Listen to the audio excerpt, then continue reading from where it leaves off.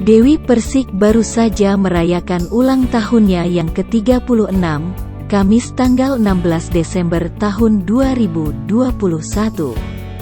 Acara ulang tahun penyanyi dangdut itu pun berlangsung meriah. Tampak di program Pagi-Pagi Ambyar, Dewi Persik berdandan cantik bak Ratu Cleopatra. Ia pun mendapat kejutan dari orang-orang tersayangnya. Ternyata di hari ulang tahunnya, kru program televisi menghadirkan Angga Wijaya dan mantan suaminya, Aldi Taher. Alhasil acara ulang tahun Dewi Persik pun kian semarak.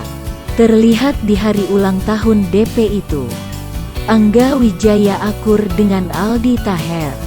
Aldi Taher pun mengungkapkan alasannya.